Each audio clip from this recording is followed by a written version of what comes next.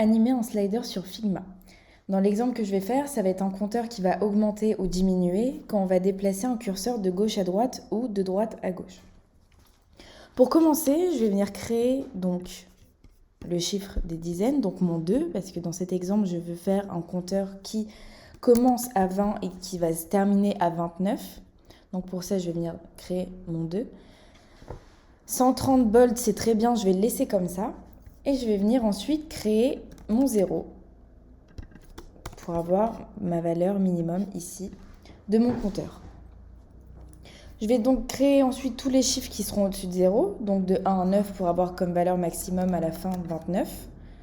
Donc soit je peux faire un commande C, commande V et déplacer l'élément, soit je peux faire un commande D pour dupliquer cet élément et ensuite continuer à faire des commandes D pour que ces éléments s'alignent tout seuls. Je vais ensuite changer la valeur de ces chiffres, donc de 1 à 9, 3, 4, comme ceci. Voilà.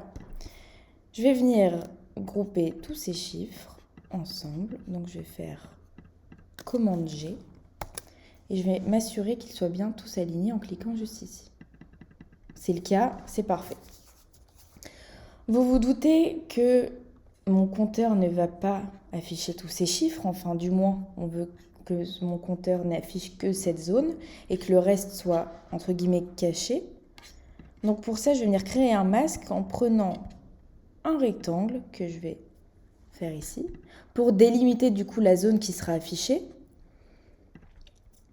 Je vais venir sélectionner ma bande de chiffres et mon rectangle et je vais dire on crée un masque, hop, comme ceci.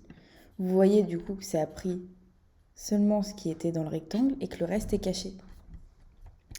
Ensuite, je vais venir donc créer le design de mon curseur. Donc on va faire quelque chose d'assez rapide. Je vais prendre un rectangle comme ça. Je vais le mettre en blanc. Je vais l'arrondir un petit peu en ajoutant des radius. Je vais venir mettre mon compteur à l'intérieur, donc ici, comme ceci. Et je vais venir créer donc mon curseur.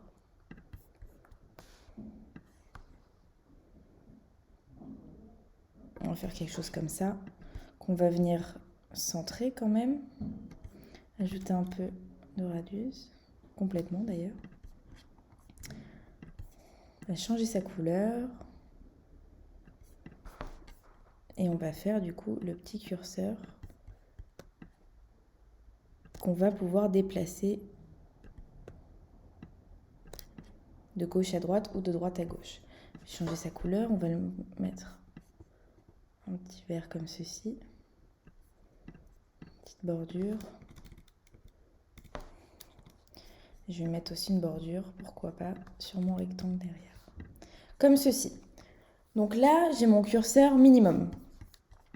Je vais regrouper tous les éléments, donc commande G, et je vais créer une frame que je vais appeler curseur minimum. Donc là, on va dire que j'ai ma première partie. Pour avoir ma deuxième partie, donc le maximum, je vais copier-coller cet élément, juste ici. Je vais l'appeler curseur maximum. Et je vais venir, du coup, aller chercher tout simplement le 9. Vous voyez, je récupère du coup mes chiffres que j'avais cachés. Et vu qu'on veut que ce soit la valeur maximum, on va mettre, voilà, le 9 juste à côté. On va déplacer le curseur comme s'il était du coup à la fin. Et il suffit tout simplement ensuite de faire un petit prototype. Donc je vais aller dans prototype. Je vais cliquer ici sur mon petit cercle. Je vais le relier au curseur maximum. Je vais dire on drag. Donc quand je vais déplacer, tu vas naviguer vers le curseur maximum. On va laisser en Smart Animate pour que l'animation se fasse automatiquement. Et puis, je vais sélectionner linéaire pour que l'animation soit plus fluide. Je vais faire la même chose de l'autre côté. Quand on va vouloir aller de 29 à 20, je vais également du coup prototyper on drag, navigate to cursor minimum, Smart Animate, linéaire, c'est parfait. Et vous allez donc voir si Si je lance mon prototype ici,